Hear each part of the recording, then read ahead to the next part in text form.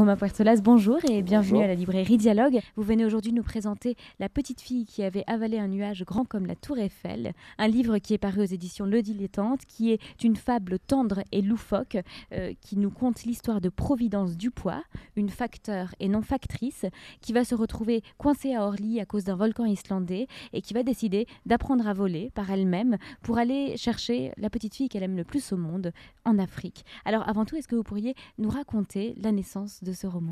La naissance, en fait, j'avais envie d'écrire une histoire d'amour, une belle histoire d'amour.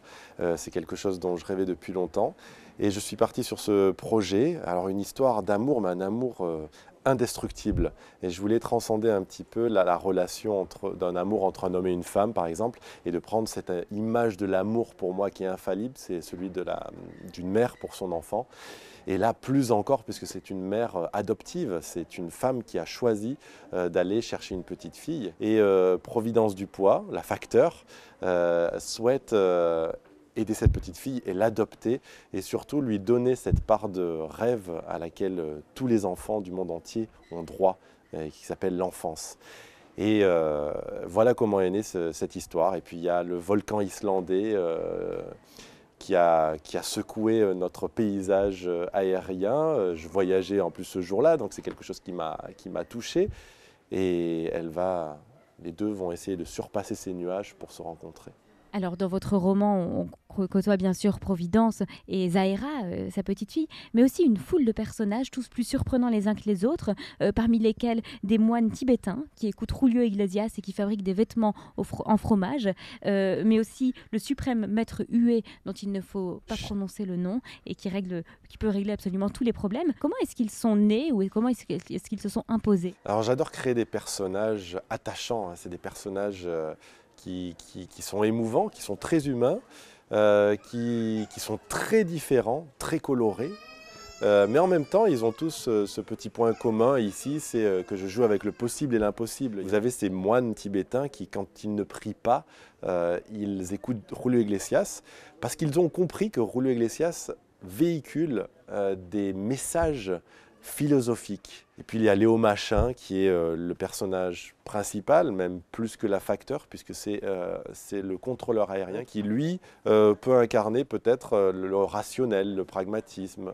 C'est-à-dire que c'est un ingénieur qui est donc très terre-à-terre, mais il va basculer lui aussi du côté de l'impossible et en se disant pourquoi pas, pourquoi il ne serait pas possible de voler en battant des bras. Et c'est lui qui va aider finalement Providence à s'envoler.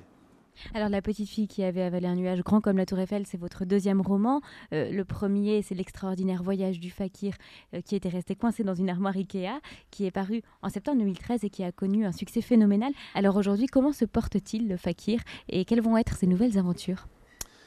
Ah, le fakir, il se porte très bien, puisque en France, il y a même il y a de nouvelles éditions encore, donc il est toujours en train de sortir. Il sort en livre de poche aussi le 1er avril. Il y avait une BD aussi qui était dans les tuyaux, voilà, alors je ne sais pas où ça en est, mais... Et puis il y a le cinéma. Donc je collabore, je suis co-scénariste du film.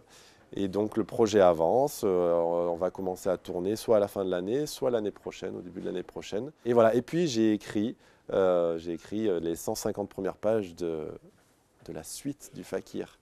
Donc voilà, je m'amuse à balancer, à alterner entre son enfance et puis ce qui arrive après le Fakir, qui là aussi est une France qui change un petit peu, qui change radicalement, et ça va amener de nouvelles aventures.